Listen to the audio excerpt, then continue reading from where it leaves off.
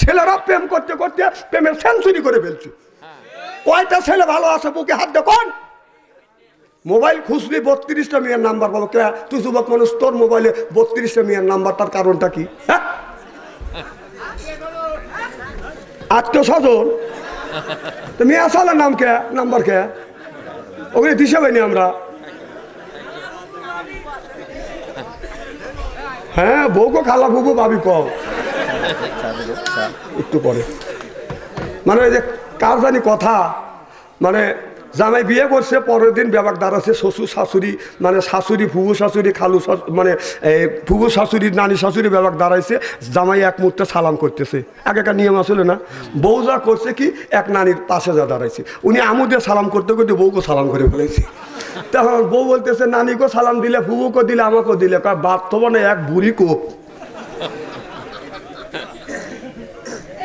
আমার কথা কি বুঝতেছেন নাকি?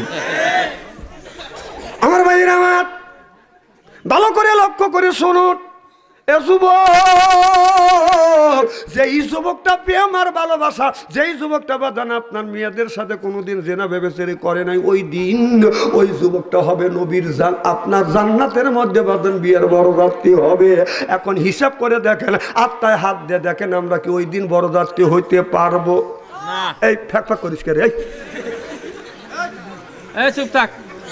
এই একটু বাচ্চারা আছে, তোর বাপ আছে, তোর বাপ যদি আস তোর বাপক কাছে রাখতো, ওরা বাপ মা আরামে ঘুম পাচ্ছে, আর বাচ্চা আনতে রয়েছে, যা ডিস্টার্ব করে গা, ওদের ওয়াজ না করে পারে, আমি এগুলো বুঝি না। ওর বাপ আসলে একটু বাচ্চা ছেড়ে দেয়।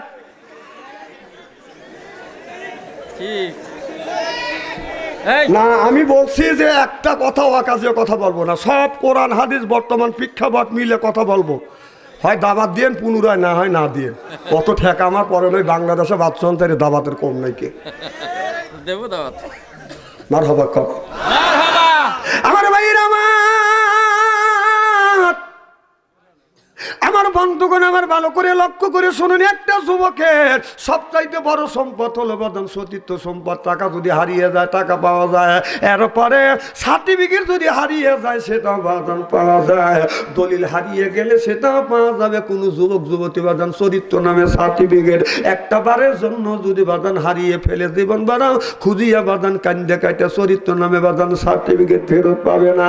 একটা মেয়ের জীবনে সবচাইতে বড় সম্পদ হলো বাদান সতীত্ব সম্পদ। একটা যুবকের সবচাইতে বড় সম্পদ হলো বাদান সতীত্ব সম্পদ। একটা যুবক বাসর ঘরে যাইয়া বিবিকে কি দিয়ে বাদান খুশি করবে?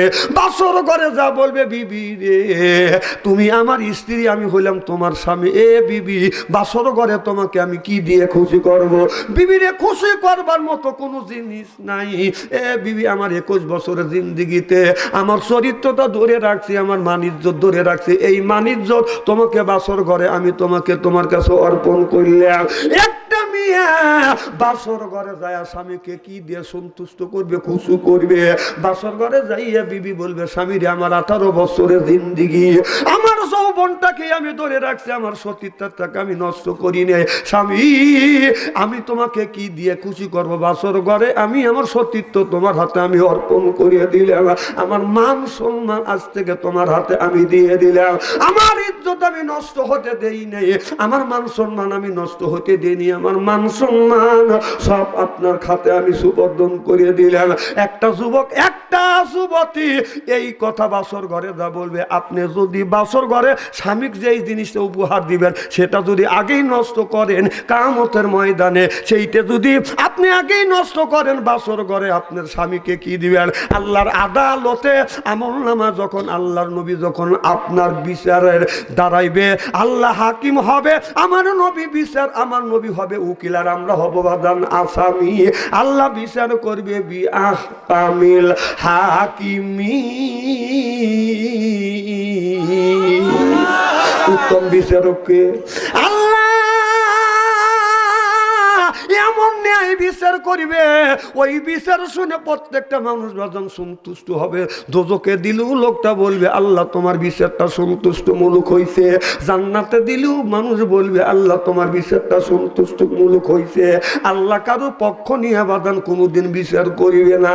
আর আমরা পরমাণিকরা বিচার করতে গেলে বাদান একজনের পক্ষ বিপক্ষে যাওয়ায় স্বাভাবিক, এইটাই দিয়ে আমরা বাদান বিচার করি। কিন্তু কিয়ামতের ময়দানে আল্লাহ আমাদের বিচার করবে বাদান, কোনো পক্ষ আর বিপক্ষ হবে না। আপনার এত সুন্দর বাদান বিচার করবে, কেউ বলতে পারবে না আল্লাহ তুমি আমার বিপক্ষে রায় দিছো, কেউ বলতে পারবে না আল্লাহ তুমি আমার পক্ষে রায় দিছো। বিআ কামিল হাকিমি, উত্তম বিচারক কে? আল্লাহ। আল্লাহ আমার মুকুতাত, আল্লাহ আমার বাদিস্তার, আখিরাতের আদালতে নবী আমায় করিবেন পার। আমি পাপী নবী যাবেন দার, আমি পাপী নবী যাবেন দার। বলুন আমি পাপী নবী, আমি পাপী আর আমার নবী হলো বাদান জাবিনদার। আমার বাইরে আমার এবার আমার নবী বললেন ও জিবরাইল, আমি বুঝলাম এই সমস্ত যুবক যুবতী আপনার জান্নাতে যাবে, আমার এই বিয়ার বড় যাত্রী হবে এই ধরনের যুবক, আর নারীর একই আমার বড় যাত্রী হতে পারবে না। আল্লাহ নবীর কাছে জিবরাইল আলাইহিস সালাম বলল ইয়া রাসূলুল্লাহ ইয়া হাবিবাল্লাহ, ওই নারীটা আপনার জান্নাতের ভিতরে বড় যাত্রী হইতে পারবে, কারণ যেই মেয়ে তার স্বামীকে কোনোদিন কষ্ট দেয় নাই। আমাদের দেশের মেয়েরা স্বামীকে বাদান কষ্ট দেয়। স্বামী সাজাদপুরের বাজারে গেছে, আসছে রাত 12টা হয়ে গেছে, আসিয়া বিবির ঘরে দরজার পাশে এসে নক করছে, সালমার মা, কোনো খবর নাই। ও সালমার মা, উত্তর নাই। ও সালমার মা, তিনবার এবারে একই একই সাজাদপুর বাজারে গেছে, ব্যবসা করবে গেছে, হয়তো উনি বেকাদায় পড়ছে, সমস্যা হয়েছে, তার মনটা ভালো আছে কি খারাপ আছে ও কি জানে? ওনার রাগ এত রাতকে নিশ্চয়ই পরকীয়া প্রেম করতেছে। ঠিক বিবি সন্ধি, মোবাইলের যুগ, যুগ জামানা তো ভালো না, সন্ধি এসে ডাক দিছে, ও সালমান মা। উনি কার কি, উনি এসে ভালো কথা কে রে, আমি আসলাম ভালো কথা, ডাক দিয়ে সালমান মা। উনি কি কা উঠছে, তখন দরজা খোল, অথচ বলবে যে দরজা খোলো, কিন্তু বলতেছে দরজা খোল। তখন দরজা খুলে দিছে, ফাটাস করে দরজা খুলে বাদান বিছনার উপরে টানা হয়েছে। স্বামী কয় আমার ভাত কো বাদ দে, বউ কইতেছে তুমি ওই যে বাইরিয়া খাও। স্বামী কয় আমার লাঠি খান কো, বউ ধুসমুস করে ওঠে কেবা করে, আমি মনে হয় উঠতেছি নি।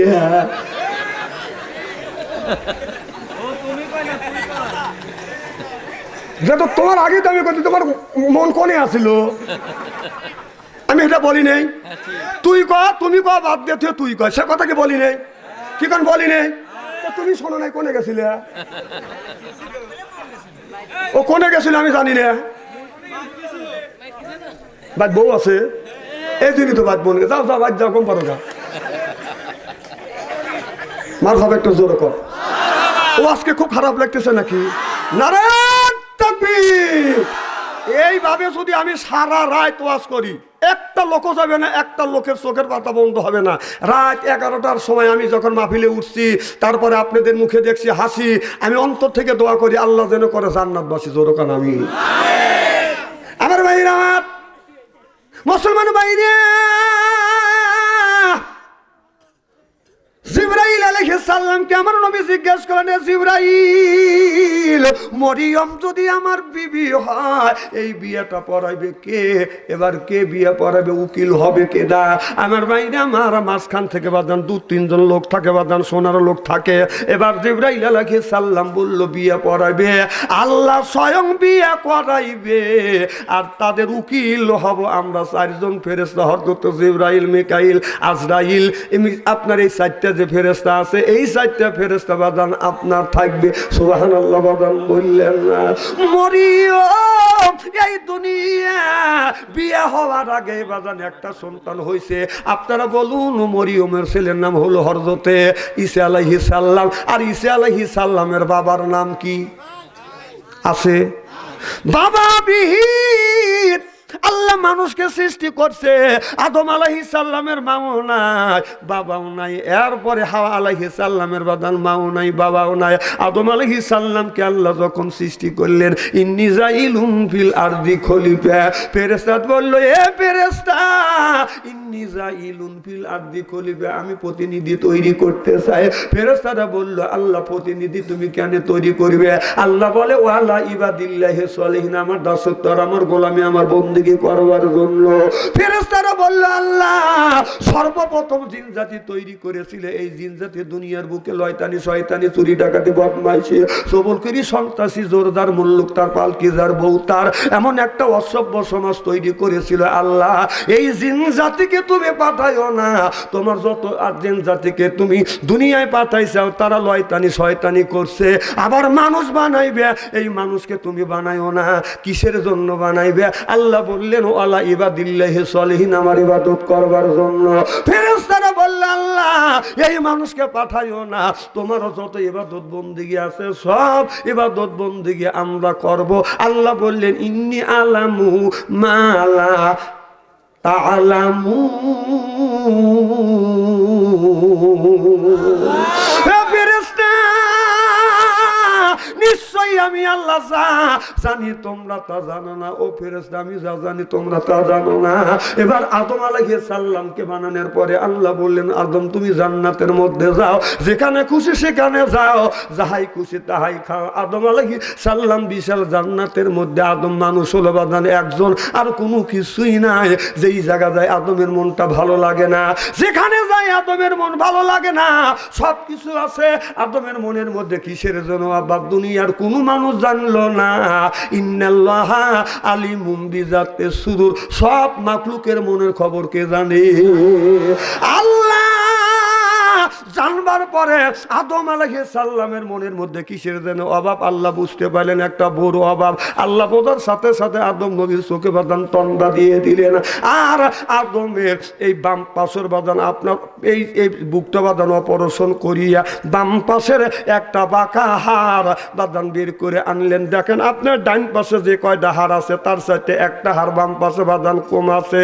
প্রত্যেকটা পুরুষ বুকে হাত দিয়ে দেখেন, এই হাড় গুনি বাদান গোনেন, গুনতে গুনতে দেখবেন আপনার ডান পাশের থেকে বাম পাশে একটা হাড় কম, আর ডান পাশে একটা হাড় বেশি। সুবহানাল্লাহ। যদি বলেন হুজুর কম কেন? আদম আলাইহিস সালামের বাম পাশের হাড় দিয়ে তার বিবি হাওয়া আলাইহিস সালামকে তৈরি করেছে, আপনার বাম পাশের হাড় দিয়ে আপনার বউকে আপনাকে আপনার জন্য তৈরি করেছে। আপনি কি ভাবছেন এই মাল সেই মাল না? সেই কিয়ামত সেই মালটা আপনার মানুষকে সৃষ্টি করবার আগে আপনার হাড় আপনার বিবিকে দিয়ে তৈরি করে, সেটা বাঁকা হাড়ের দ্বারা। রাসূল বললেন, খুলিকাত মিন জিলাই, নারী জাতি হলো বাঁকা হাড়ের জাত, বাঁকা হাড় দিয়া তৈরি করছে। দিনের মধ্যে আপনার 70 বার করে অন্যায় করবে, ওরা বাঁকার জাত। ঠিক কবিনি যাই শুনি ভাই, যুবকেরা ঠিক করতেছ, বাড়ি যাও নে, খবর আছে। বউ কবিনি ওখানে যা ঠিক কইছে।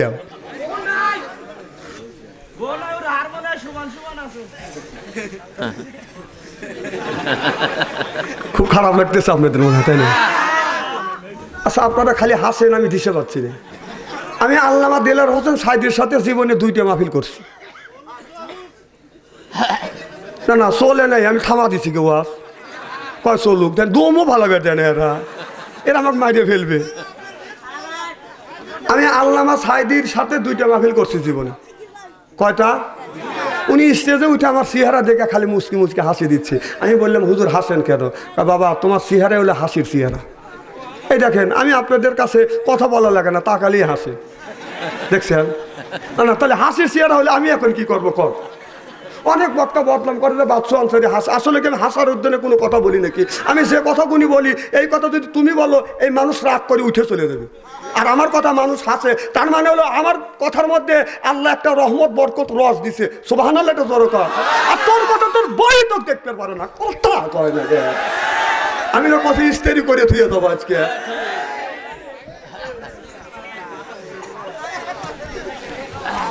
খুব কি খারাপ লাগতেছে নাকি? যত রাত হচ্ছে তত লোক খালি বেশি হচ্ছে। এত কম জায়গা করছেন, দেখা লাগে যে বাচ্চু আনসারি জালসা, ও আপনারা ভাবেন যে এলাকার ছেলে, এলাকার ছেলের জালসা মাহফিলের কত লোক হবে, বাইরের থেকে বক্তা নিয়ে এসে 60-70 হাজার টাকাটা বক্তা নিয়ে লোক জমান যায় না, আর বাচ্চু আনসারি তো 1.5 টাকা দেবো এলাকার লোক, তার চেয়ে বেশি হয়েছে।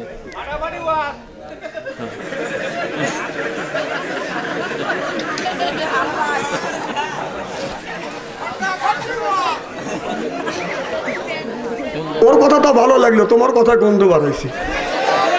একজন এক কথা কয়, হেঁটে তুমি আবার যদি রিসার্চ করে কও, মানে হইতে যদি নকল করে কও, ওইটা কি ভালো হয়? এটা সাইদি সাহেবের কণ্ঠে সবাই, সাইদি সাহেব ওয়াজ করছে, কত মধুর লাগছে, ওনার কণ্ঠে আরও লোক ওয়াজ করে, ওই রকম কি হয়? তোফাজ্জল সাহেব ওয়াজ করছে, তার কণ্ঠে আরও লোক ওয়াজ করে, তোফাজ্জলের মতো কি হয়?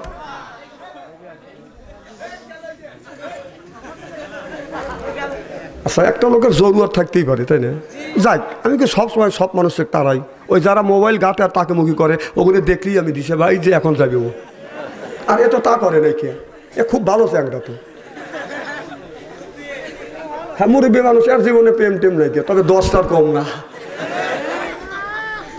মার হবারটা জোর কর, কি বলতেছিলাম? আরে আল্লাহ রে, আজকে ওয়াজ বাড়ি পর্যন্ত যাবে তো ইনশাআল্লাহ। খালি কালকে বলি না বাচ্চা আনতে আসলে ভালোই ওয়াজ করছে, তা কি ওয়াজ করছে কার মনে নাই। এইটা যদি কন তাহলে কন, আমি এত কষ্ট করে মাথার গাম পায়ে ফেলে আমি পরিশ্রম করে আপনাদের বোঝানোর চেষ্টা করতেছি, তারপরে যদি আপনাদের মগজের মধ্যে না থাকে, আমি কি দিয়ে মগজের মধ্যে বসা রাখবো কন? নারীকে তৈরি করেছে বাঁকা হাড়ের দ্বারা, ঠিক আছে, এই জায়গায় ওয়াজ রাখছি না এখন কথা। হ্যাঁ বেটা চল সব আমার ভাইরা, আমার নারীকে তৈরি করা হয়েছে বাঁকা হাড়ের দ্বারায়, দিনের মধ্যে 70 বার করে অন্যায় করবে, 70 বার আপনার ক্ষমা করে দিতে হবে, আর যদি মারামারি করেন তাহলে সংসারে বাঁধানো অশান্তি জন্মিবে, যেরকম ঠিক কিনে। আল্লাহ নবী বললেন তোমরা বউ মারিও না, তোমরা বউ মারে না, বউ মারা হারাম। আল্লাহ নবী বলছে বউ মারা হারাম। মা বোনেরা শুনে বলতেছে এত সুন্দর সোনার হুজুর করে আসছিল, হুজুর বুঝলাম স্বামী আমার এমন মারা মারছে। হ্যাঁ, বউ মারা হারাম। এক মহিলা সাহাবী এই কথা শুনে রসুলকে জিজ্ঞেস করলো, নবী গো, আমার স্বামী তো আপনার কথা শোনার আগেই মারছে, এখন আমার কি অবস্থা? আল্লাহ নবী বললেন, ও নারীরা শুনিয়া রাখো, রাগের সময় স্বামী যদি তোমাকে এই হাত দিয়ে যদি মাইরিয়া থাকে, এই হাতটা যদি মারিয়া থাকে, মা ওই জায়গাটা চিহ্নি করে রাখো, স্বামীর হাতের ছোঁয়া তোমার শরীরে যেই জায়গা লাগবে, দোজখের আগুনে কোনোদিন ওই জায়গাটা পুড়বে না। মা বোনেরা শুনে বলতেছে না, আমারে ভালোই করছে। তাহলে স্বামীর কি রহমতের হাত, কি বরকতের হাত, সুদ খাওয়া হাত, ঘুষ খাওয়া হাত, এরপরে বাদান আপনার ওই যে মদ খাওয়া হাত, যে খায় মদ সে হারাবে বাদান জান্নাতের পথ, যে হাত সে খাইবে বাদান গাঁজা সে পাইবে বাদান সাজা, যে খাইবে বাদান গুল ওই লোকটা করে বাদান বুল, যে খায় সিগারেট ওর নাই মুখের বেরেক, আর যে খায় বিড়ি তার এমানে ধরবে কিরি। বিড়ি যারা খায় তাদের হাত দিয়ে গন্ধ, মুখ দিয়ে গন্ধ, দাড়ি দিয়ে গন্ধ, টুপি দিয়ে গন্ধ, রুমাল দিয়ে গন্ধ, চাদর দিয়ে গন্ধ, লেপ দিয়ে গন্ধ, বালিশ দিয়ে গন্ধ। আমার হয় সন্দ ওর বউ থাকে কেমনে রে আল্লাহ রে, যখন ঠিক কিনে।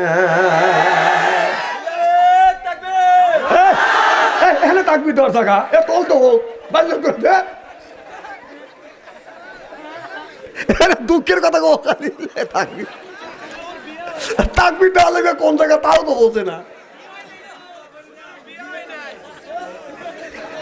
তাকবির দেয় ভাই, যদি বউ না দিলে বরাবর তাকবির দিয়ে ফেলতো।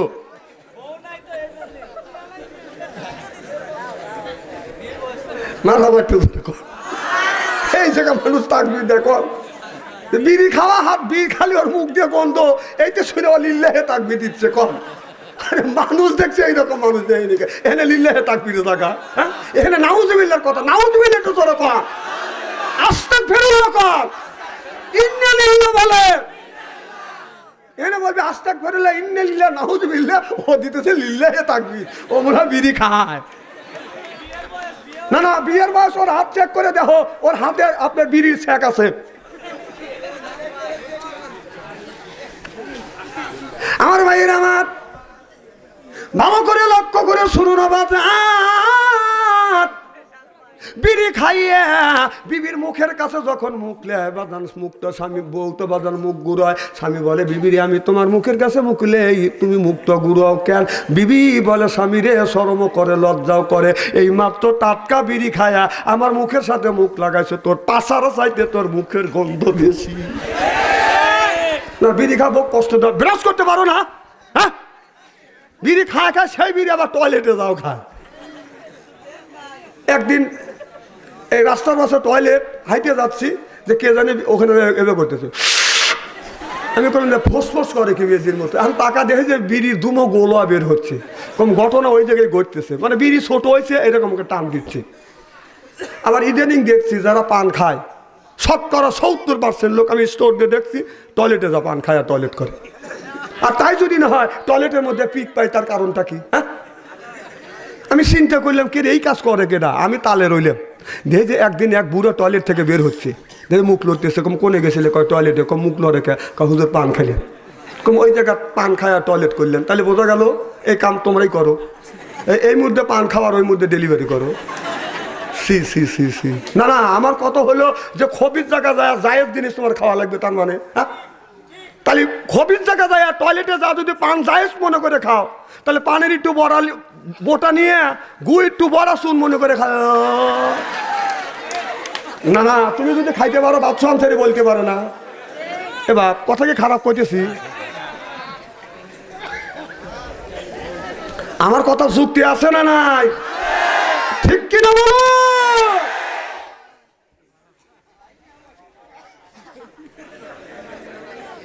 আমার ভাইয়ের আমার মুসলমান বাইরে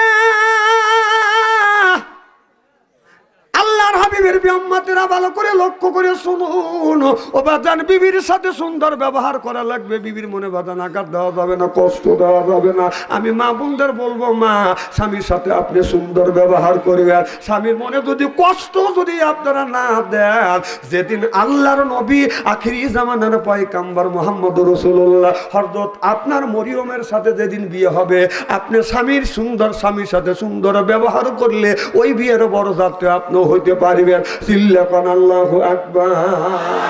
এই মরিয়ম বিয়ে হয় না, বিয়ের আগে বাদাম ছেলে সন্তান, একটা ছেলের মা হইছে। হযরত মরিয়ম বাদান হাম্মাম খানা বাদানে একা আছে, ওই জায়গা কেউ নাই। হযরতে জিবরাইল আলাইহিস সালাম বাদান যায় হাজির হয়ে গেছে। জিবরাইল আলাইহিস সালাম যখন হাজির হয়ে গেছে, হযরত মরিয়ম থরথর করে কাঁদতেছে, আল্লাহ হাম্মাম খানার মধ্যে কেউ নাই, আল্লাহ এই যুবকটা আমার কাছে আসছে, মনে হয় আমার ইজ্জতটা নষ্ট করবে। ও বাদান এই যুবকটা বাদান চেহারা কিতাবের মধ্যে বাদান লিখতেছে, জিবরাইল আলাইহিস সালাম বলে মরিয়ম তুমি ভয় পাও না, আমি হলাম জিবরাইল আলাইহিস সালাম। বলে আপনি কি জন্য আসছেন? জিবরাইল আলাইহিস সালাম বলে বিনে বাবা আপনার গর্বে আল্লাহ একটা ছেলে দান করবে। হযরত জিবরাইল আলাইহিস সালাম বললেন, হযরত মরিয়ম বললেন জিবরাইল স্বামী ছাড়া সন্তান কেমন করে দুনিয়ায় আসবে? এবার জিবরাইল আলাইহিস সালাম বলবে আল্লাহ দিবে আর তুমি পেটে বহন করিবে। সুবহানাল্লাহ বললেন না? আল্লাহ যদি পারে তাহলে তোমার বহন করার অসুবিধা কি? ওই দিন জিবরাইল আলাইহিস সালাম আমার নবীর সুরতে বাদান গেছে, কারণ নবীর সাথে অন্য মানুষের রূপ ধারণ করে যদি জিবরাইল যদি যাইতো অন্য মানুষের সাথে, কারণ আমার নবীর স্ত্রীর সবকিছু মানুষ দেখবে, এটা আল্লাহ চায় না। এই জন্য জিবরাইল আলাইহিস সালাম নবীর সুরত ধারণ করিয়ে হযরত মরিয়মের শরীরে বাদান ফুৎকার মারছে। যখন ফুৎকার মারার সাথে সাথে মরিয়ম আস্তে আস্তে বাদান গর্ভবতী বাদান হয়ে গেছে। আস্তে আস্তে যখন মরিয়ম গর্ভবতী বাদান হইছে, এমন সময় আস্তে আস্তে মেয়েদের পেটে বাচ্চা হলে পেটটা সামনের দিকে বাদান একটু উঁচু হয়। সব মানুষ বলে রে মরিয়ম তোমার বিয়ে হয় নাই, আর বিয়ে নাই হওয়ার আগে তুমি অবৈধ সন্তানের মা হচ্ছ। হযরত মরিয়ম বলে না না, এটা আমার অবৈধ সন্তান না, এটা হলো আমার বৈধ সন্তান। চিল্লাকান আল্লাহু আকবার। বিয়ের আগে কোন মেয়ে যদি গর্ভবতী হয় আপনারা বলুন পেটের বাচ্চা বৈধ হবে না অবৈধ হবে? আরো জোরে। মরিয়ম বিয়ে নাই হওয়ার আগে আপনার গর্ভবতী হয়েছে, আপনারা বলুন এই পেটের বাচ্চা না বৈধ না অবৈধ? এটা বৈধ। সুবহানাল্লাহ। কারণ এরা আল্লাহর পক্ষ থেকে আসছে। কিতাবের মধ্যে লিখতেছে মরিয়মের পায়জামা টান দিয়া বাদান ফু দিছে, কেউ বলতেছে লাভির উপরে ফু দিছে, কেউ কয় সরাসরি শরীরে ফু দিছে, সবটাই বাদান ঠিক আছে। আল্লাহ চায় না, আল্লাহ চায় না আমার বিবি আমার বন্ধুর স্ত্রীকে অন্য লোক দেখুক। এই জন্য আল্লাহ আমারও নবীর সুরত ধরিয়ে জিবরাইল আলাইহিস সালাম পুত করবার সে গর্ভবতী হয়ে গেছে, ওই দিকে যেতে চাই না। সংক্ষিপ্তভাবে এই আলোচনা করলে সারা রাত চলে যাবে, আমি সংক্ষিপ্তভাবে আপনাদের বোঝানোর জন্য বলছি। সব মানুষ বলে মরিয়ম এই কাজ তুমি কার সাথে করলে? মরিয়ম কয় এটা আল্লাহ বানাইছে। এবার সব ইহুদিরা কাফের বেঈমানেরা ওরা তো আল্লাহকে মানে না। আল্লাহকে আমরা দেখিনি বিশ্বাস করেছি আল্লাহ আছে, রসুলকে দেখিনি বিশ্বাস করেছি রসুল আছে, কবরে গোরাদাব দেখিনি বিশ্বাস করেছি কবরে গোরাদাব আছে। আল্লাযিনা ইউমিনুনা বিল গায়ব, অদেখা জিনিসের উপর বিশ্বাস স্থাপন করার নাম হলো বাদান ঈমান। সিল্লাকান আল্লাহু আকবার। এবার বলে মরিয়ম এই কাজটা তুমি কার সাথে করলে? মরিয়ম বলি অন্য মানুষের সাথে করি না, আল্লাহ করাইছে। এবার সব মানুষ আনুমানিক সন্দেহ করলো এই মরিয়ম এই ঘরে থাকে, খানা খাবার ভিতরে থাকে, হাম্বাব খানায় থাকে, আর খানায় থাকে হযরতে জাকারিয়া আলাইহিস সালাম মরিয়মের খালু। এবার সব মানুষ আপনার জাকারিয়া আলাইহিস সালামকে দাওয়াত দিলেন এই ঘরের মধ্যে তুমি থাকো আর মরিয়ম থাকে, আর এই মরিয়মের সাথে তুমি অপকর্ম করছো। এই বলিয়ে হযরত জাকারিয়া আলাইহিস সালামকে দাওয়াত ধরছে। জাকারিয়া আলাইহিস সালাম দৌড়ায় আর বলে আল্লাহ ঘটনা ঘটালে তুমি আর দাওয়া খাই আমি। সুবহানাল্লাহ। ঘটনা ঘটাইছে কে? আল্লাহ। দোষ হইছে কার? জাকারিয়া আলাইহিস সালামের। জাকারিয়াকে দাওয়ায় আর কয় জাকারিয়া একজন মহিলাকে সুযোগ পাইয়া তুমি এই অপকাম করছো।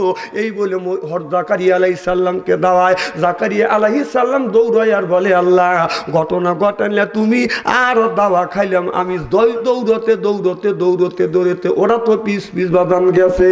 দৌড়তে যায় দেখে একটা গাছে বলতেছে গাছকে তুমি আমাকে সাহায্য করো, সহযোগিতা করো, নইলে কাফের বেঈমানেরা আমাকে মেরে ফেলবে। বলাও সে অমনি গাছটা বাদান দুই ভাগ হয়ে গেল। হযরতে জাকারিয়া আলাইহিস সালাম গাছের মধ্যে বাদান ঢুকে গেলেন।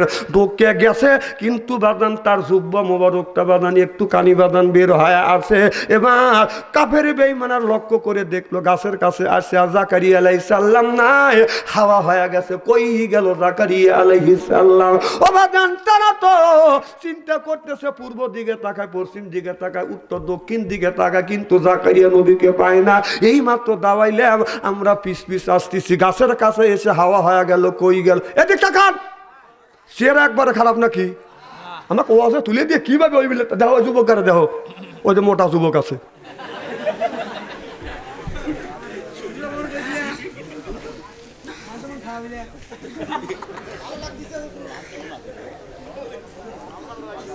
আমার ভাইরা আমার মুসলমান ভাইরে ওই গাছের বাসে দাঁড়াইয়া তাকে মুখী করতেছে। কই গেল? না পাওয়া যায় না। মরুভূমির ভিতরে যত দূরে যায় চোখ চলে বাদাম দেখা যায় না, এত তাড়াতাড়ি কই গেল? এমন সময় মিস্টার ইবলিস বাদান গায়ে হলো বাদান আপনার পাকা দাড়ি আর লাঠি হাতে নিয়ে আইসে বলতেছে তোমরা কাকে খোঁজো? কয় জাকারিয়া নবীকে দাওয়াত ধরছি, একে আমি খুঁজতেছি। কয় তোমরা দেখো নাই? আমি দেখছি। কয় জাকারিয়া আলাইহিস সালাম কোথায় গেল? কয় এই গাছের মধ্যে। কয় বিশ্বাস হয় না, মানুষ কিন্তু গাছের মধ্যে কি ডুবতে পারে? এবার বলল জাকারিয়া আলাইহিস সালাম আল্লাহর নবী গাছের সাথে কথা কয়। গাছে বলছে বাঘ, গাছ দুই ভাগ হয়েছে পেটের মধ্যে, গাছের ভিতরে জাকারিয়া নবী আছে। যদি বিশ্বাস না হয় এখন পর্যন্ত গায়ের জুব্বা যায় নাই, এই জুব্বাটা বাদান একটু বের হয়ে আসে। ওরা বিশ্বাস করলো জাকারিয়া আলাইহিস সালাম এই জুব্বা গায়ে দিয়ে আসছে। আমরা তো দেখলাম এমন সময় তার সন্ধ্যা হয়ে গেল। বলে বলা যায় না, এই গাছটা তোমরা পাহারা দাও, নইলে জাকারিয়া আলাইহিস সালাম কোন ফাঁকে চলে যাবে তোমরা ধরতে পারবে না। এবার সব মানুষ বাদান গেরুয়া করে বসে আছে। এবার শয়তান বলল তোমরা বসে থাকতে থাকতে চোখে তোমাদের তন্ড আসবে, জমুনি আসবে। দেখেন না কিছু কিছু মানুষ কোরআনের মাহফিলে আসে এরকম করে জমে, আবার কেউ জমে কথা কন না কে? গুম দেওয়ার মালিক কে? আমার ভাইরা আমার বাসে গেলেও মানুষ জমে। এবার মিস্টার ইবলিস বলল, তোমরা যদি এইরকম বসে থাকো একটু পরে তোমাদের চোখে তন্দা আসবে, ঘুম আসবে। আল্লাহ নবী জাকারিয়া আলাইহিস সালাম কোন ফাঁক দিয়ে চলে যাবে। এই জন্য মিস্টার ইবলিস গাছের থেকে বাদান কয়েকটা পাতা পারিয়ে এটা আঁকা দিলেন। এটা হলো রুইতন, এটা হলো রিক্সা, এটা হলো বাদান আপনার এই বিভিন্ন, আমি তো তাসের নাম বাদান জানি না, আপনার বিভিন্ন রকমের তাস বানাইলেন। এই তাসটা আপনার, এই তাসটা নিয়ে ইরাকের এক আপনার আমেরিকানের এক সাহেব বাদান এইতে খেলা শুরু করে দিল। ওই আপনার ওই সাহেবের বাড়িতে একটা গোলাম আছে, গোলামের সাথে সাহেবের বিবি বাদান প্রেম করছে, সাহেবের কাছে ধরা পড়ছে, আর সাহেব আপনার গোলামের কান কেটে দিছে। এই জন্যই তাসের মধ্যে কান কাটা গোলাম আছে না নাই? তাহলে তোমরা খেলো। এই তো ঠিক, আমিও দেখছি।